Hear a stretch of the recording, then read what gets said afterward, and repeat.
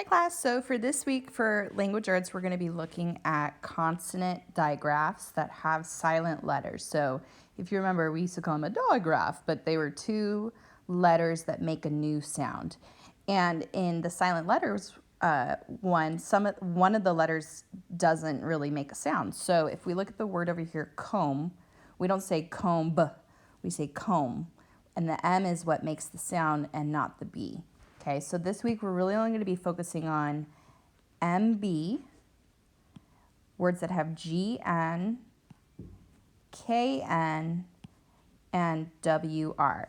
The rest of the ones are ones that don't come up as often, or they're going to be ones that you're going to be focusing on in third grade. So the ones that are the most important for us in second grade is the MB, KN, GN, and WR. So again, the focus is on words that usually have the MB at the end of the word.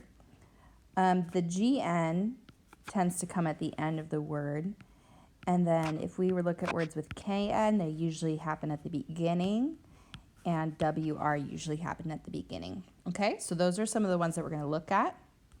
So the first one is like if I see the word,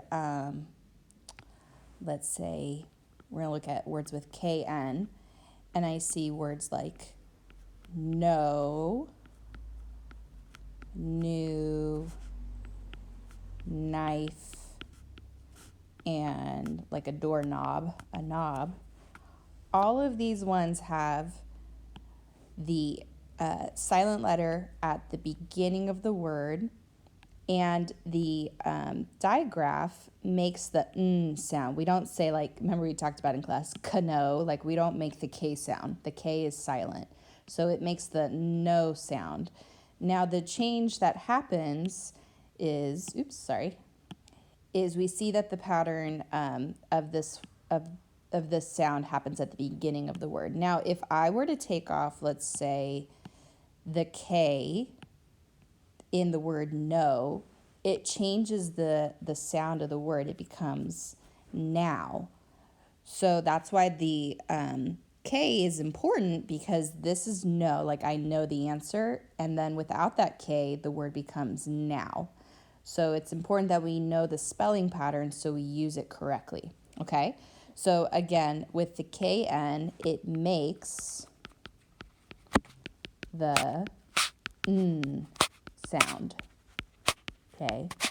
We don't make the K sound, but it would be odd looking if we didn't include the K. Like if I said, oh, can you pass the knife? And we only spelled it with the N, it just is, it's not a correct spelling word. It has to have that K there because that's just how it works. Remember we talked about the English language. Can't always explain why it's like that, but it's just the way that that word is spelled, okay? So then let's look at words that have GN. So you would think it would make the gun sound, but that's not how it's going to work. So let's say I have the word sign. If we look at this word, it makes the N sound. The G is silent. Okay, so the important part to remember is we don't make the G sound when we see that the GN is next to each other. Okay, another word which actually has the GN at the beginning would be the word gnat. And a gnat is like a small little fly. They're really small. We don't say gnat, we say gnat. And so that one also makes the n sound. Another word that actually has the GN at the beginning is gnaw. And like if you're saying, oh, the dog likes to gnaw on a bone, which is another word for chew, you would have the GN at the beginning of the word, but again, the G is silent. So for the kind of rule for the GN is it makes the n sound. Kind of like the KN, but you have to realize that this one could be spelled, at the end of the word, or it could be at the beginning of the word. And if we wanted to get a little fancier, we can even get to words like design.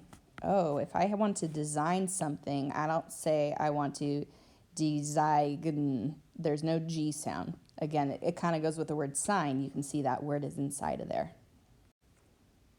So then let's look at the words that might have the MB at the end of the word. The B is usually the letter that is silent. So let's say I had kind of like the sample at the beginning. I use a comb. We don't say comb with a B, it's comb. Let's say my limb hurts. I don't say limb, like my arm. Or there's a baby lamb.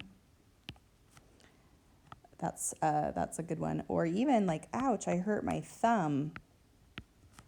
All of these words, it's a little tricky because you want to say the B sound, but you don't. The B is the silent letter. So it's kind of like as if you were to say just comb, limb, lamb, thumb.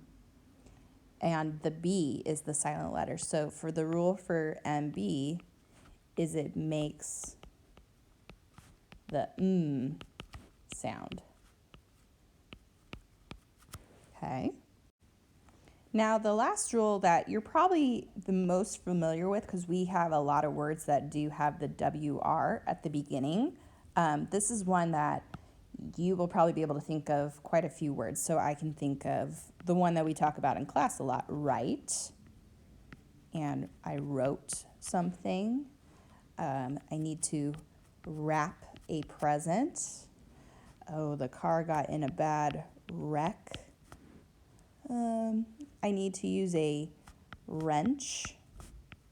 So you notice as I say all those words, the sound that happens the most is the sound. And all of these ones have the WR at the beginning of the word.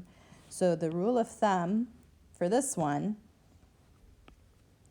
is that if you see the WR together, it makes the sound.